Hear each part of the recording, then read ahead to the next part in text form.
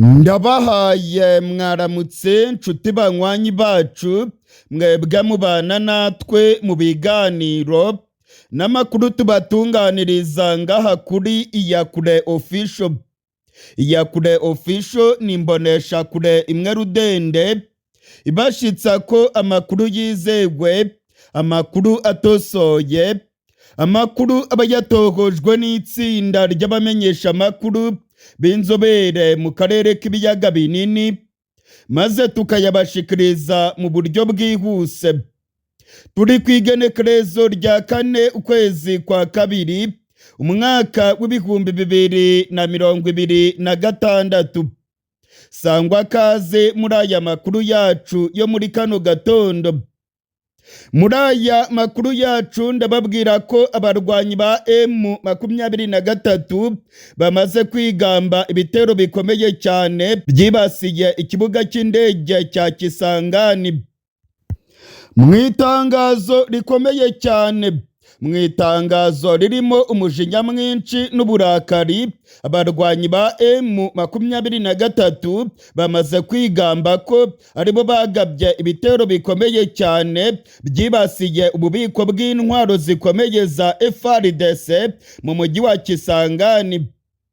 Ndasubiramwo, abarwanyi ba M23 bamaze kwigamba igitero gikomeye cyagabwe ku kibuga cy'indege cya Kisangani.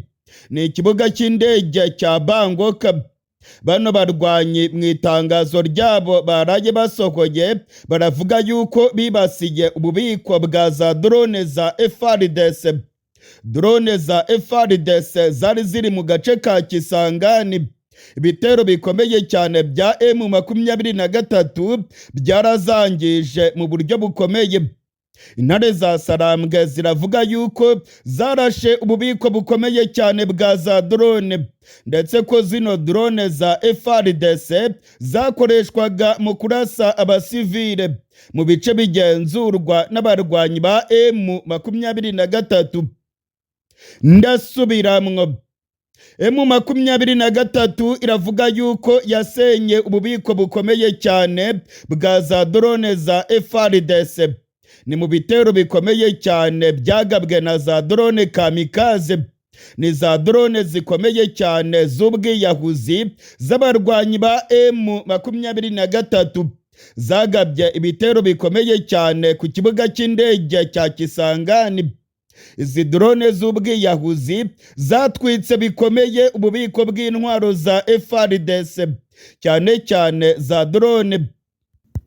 Mu itangazo rikomeye cyane bano barwanyi baraye basohoye baravuga ko kuva ku igenekerezo rya 31 ukwezi kwa mbere ndetse n'igenekerezo rya mbere ukwezi kwa kabiri ni muri uyu mwaka w'ibihumbi 2026 bagabye ibitero bikomeye cyane kandi bigera ku ntego zabyo. Ni ibitero byari bigamije kwangiza ububiko bwa drone za FARDC mu mujyi wa Kisangani. Zino ntare za Sarambwe ziravuga yuko drone za FARDC zakoreshwaga mu kurasa ku basivile mu bice byabohowe n'abarwanyi ba M23. Muri iri tangazo M23 iragaragaza umujinya mwinshi. Iravuga yuko ubutegetsi bwa Kongo niba bushaka amahoro bugomba kugaragaza yuko bushaka amahoro, kandi ngo niba bashaka intambara nabyo ngo nibabyerure berekane ko ari intambara bakeneye, maze ngo bakorane mu mitsi, maze ngo bahangane ivumbi ritumuke. Muri iri tangazo nta byo guca ku ruhande, harimo umujinya mwinshi wa gisirikare. Intare za Sarambwe zirateguza FARDC n'ubutegetsi bwa Kisekedi ko biteguye kurwana ivumbi rigatumuka, kandi niba koko bumva bafite imbaraga zo kurwana ngo nibaze bakocorane. Muri iri tangazo M23 iravuga yuko ariyo yonyine ubwayo yagabye bino bitero ku kibuga cy'indege cya Kisangani. Ni mu gihe ubutegetsi bwa Kongo ndetse n'igisirikare cya Kongo batangiye kwikoma igihugu cy'u Rwanda bavuga yuko aricyo cyarashe ku kibuga cy'indege Kisangani. M23 iravuga yuko ubutegetsi bwa Kongo ndetse na FARDC bakwiye kumenya yuko bagiye bata ibikoresho bikomeye cyane ku kibuga cy'indege cya Goma ubwo bagisigaga maze M23 ikagicakira. Kandi ngo hari ibikoresho bikomeye cyane intare za Sarambwe zacakiriye ku kibuga cy'indege cya Kavumu ni muri Kivu y'Epfo. Bino bikoresho byose rero ngo byatumye intare za Sarambwe zigira ubushobozi bukomeye cyane bwo guhangana n'ibitero by'indege. Igisirikare cya Kongo ngo niba kibwira ko gishobora gukoresha ibitero by'indege kugira ngo bahangane na M23, M23 nayo ngo iriteguye kandi yambariye urugamba, ngo yiteguye guhangana n'ibyo bitero kandi yiteguye guhondagura FARDC. Muri iri tangazo M23 iravuga yuko irimo gutanga umugabo ku muryango mpuzamahanga, ndetse M23 igateguza ubutegetsi bwa Kongo intambara ikomeye. Iri tangazo ni itangazo ry'urugamba, biribonekeza ko agahenge k'imirwano rwose katazagerwaho. Nk'uko nagiye mbibabwira ku munsi w'ejo, twavugaga yuko intumwa za FARDC zagiye zigera mu bice birimo kugenzurwa na FARDC zikabwira abaturage ko urugamba rugiye gukomeza, ndetse abahagarariye Kisekedi nabo bagiye bavuga yuko intambara igiye gukomeza. Abajenerali bakomeye muri Kongo bavuga yuko iby'agahenge batabyitayeho. Bidateye kabiri, intumwa za Kongo mu biganiro birimo kubera i Doha muri Katari ndetse n'abarwanyi ba M23 bari bemeranije yuko bagiye guhagarika imirwano ndetse ko agahenge kagomba kugenzurwa. Ariko narabibabwiye rwose, bino biganiro bya Doha ni biganiro bya baringa, ntacyo bishobora kugeraho. Nta gahenge k'intambara gashoboka mu burasirazuba bwa Kongo. Impande zirimo kurwana, buri ruhande rurimo gusomborotsa urundi, kandi biribonekeza ko Kisekedi wewe yiteguye intambara ikomeye. Intare za Sarambwe nazo zirabibona neza ko urugamba rukomeye, ndetse ndababwiza ukuri nibwo intambara ya nyayo igiye gutangira. Intambara ya nyayo nibwo igiye gutangira mu burasirazuba bwa Kongo. Mu gihe intumwa za Kinshasa ndetse n'abarwanyi ba M23 n'ihuriro AFC bari mu biganiro i Doha muri Katari, ndabamenyesha ko imirwano yari irimo kubica bigacika. Mu gihe barimo gusinya agahenge k'imirwano, ndabamenyesha ko amabombe, indege za Sukoyi, ibikoresho karahabutaka by'urugamba za BM21 zari zirimo kurikoroza muri Minembwe. Izi ndege z'intambara kandi zari zirimo kurikoroza muri teritwari za Warikare, ndetse amakuru akemeza yuko imirwano yari ikomeye. Amakuru yizewe aremeza ko ibitwaro birasa kure bya bindi twita za BM, bya bindi byohereza urufaya rw'amabombe, birimo gukoreshwa na FARDC. Igisirikare cya Kongo kandi cyamaze kuzana abacancuro benshi. Igisirikare cya Kongo cyamaze no kwinjiza abasirikare ba Tanzania ku rugamba. Abasirikare ba Tanzania bamaze kugera muri Kongo, aho bari ku rugamba rukomeye barimo gufatanya na FARDC n'abarundi. Abibwira rero ko agahenge k'intambara gashobora kugerwaho, ndabakurira inzira ku murima. Intambara ya nyayo ahubwo nibwo igiye gutangira mu burasirazuba bwa Kongo. Intambara ya nyayo nibwo igiye gutangira. Ibyo mwabonye byose ni imirabyo. Inkuba ntabwo zirakubita. Inkuba nibwo zigiye gukubita mu burasirazuba bwa Kongo. Abarwanyi ba Generali Makenga bambariye urugamba. Igisirikare cya Kongo n'abafatanyabikorwa bacyo nabo bambariye urugamba. Perezida Kisekedi yavuze yuko yiteguye kwisubiza ibice byose byigaruriwe n'abarwanyi ba M23, kandi ngo azabyigarurira mu buryo bwa gisirikare. Harimo kwitegurwa intambara ikomeye mu burasirazuba bwa Kongo. Impande zombi zigiye gukocorana ivumbi ritumuke. Ndababwiza ukuri ko intambara igiye kubera muri Kongo ari imwe mu ntambara zikomeye zizandikwa mu mateka y'urugamba. Amakuru yizewe aremeza ko Tshisekedi amaze iminsi arimo kugura intwaro zikomeye. Abarwanyi ba M23 nabo barimo kwitegura intambara ikomeye, ndetse banabyerekanye rwose. Berekanye ko bafite ubushobozi bukomeye bwo kurungika za drone kamikaze maze bagashumika ububiko bwa drone za FARDC.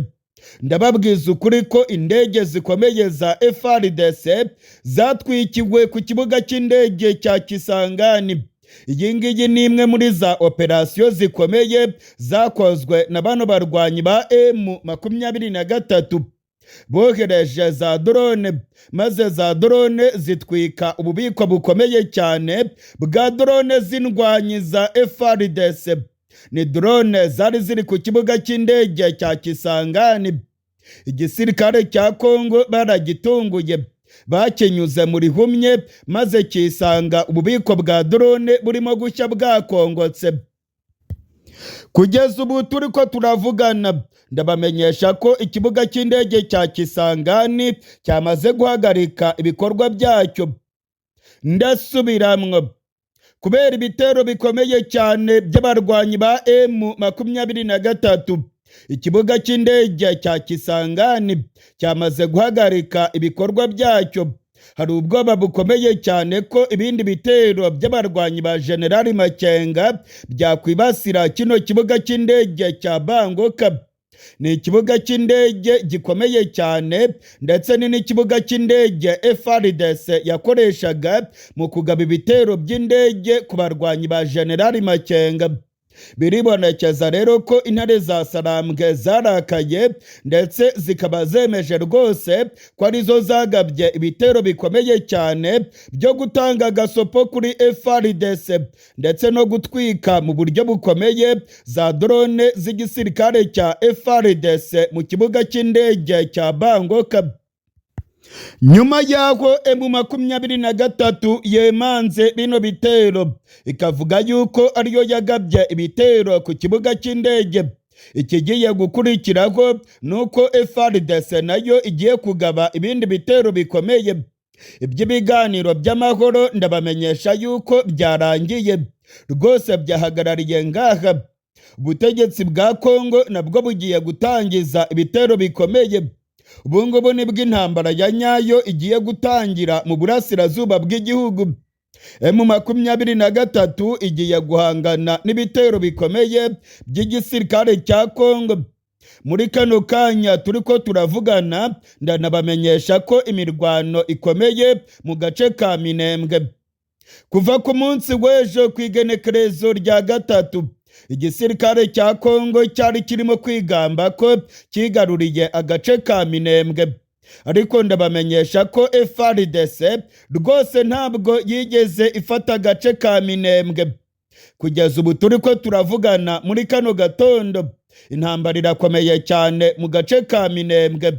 Harimo kuba imirwano ikomeye cyane mu Minembwe. Urugamba rwambikanye, abarwanyi batwirwaneho ndetse n'abarwanyi ba M23 barimo guhangana n'ibitero bikomeye cyane birimo kugabwa na FARDC ndetse n'abarundi. Harimo kuba imirwano ikomeye cyane muri teritwari ya Fizi. Iyindi mirwano ikomeye cyane irimo kubera mu gace ka Sange. Mu gace ka Sange naho urugamba rwongeye kwambikana. Ni mu kibaya cya Rusizi. Abarundi n'igisirikare cya Kongo bongeye kugaba ibitero bikomeye cyane muri kariya gace. Agace ka Sange kari ku ntera y'ibirometero nka 30 uvuye mu gisagara cya Uvira. Amakuru yizewe yemeza yuko FARDC irimo gushaka kwigarurira kano gace. Kano gace karimo kugenzurwa n'abarwanyi ba M23. Agace ka Sange ni agace k'ingenzi cyane. ni agace karimo ibirindiro bikomeye cyane bya M23. Abarwanyi ba M23 ubwo bavaga mu mujyi wa Uvira, ibirindiro byabo bya mbere bikomeye babishinze mu misozi ya Sange. Igisirikare cya Kongo kirashaka kwisubiza kano gace ndetse kikavuga yuko kigiye gutangiza intambara ikomeye igamije kubirukana muri Sange, bakabirukana muri Ruvungi, bagakomeza muri Katogota ndetse na Kamanyora. Igisirikare cya Kongo kikavuga yuko kigomba no kwisubiza umujyi wa Bukavu ndetse na Goma. Umumenyeshamakuru wacu Dani Faruku ari muri Kivu y'Epfo aravuga yuko urugamba rwambikanye, amasasu menshi cyane ndetse n'amabombe birimo kumvikana mu gace ka Sange. Mu kibaya cya Rusizi ibintu byongeye kudogera. Indege z'intambara zirimo guturuka mu gihugu cy'u Burundi zirimo kumisha urufaya rw'amabombe mu gace ka Sange.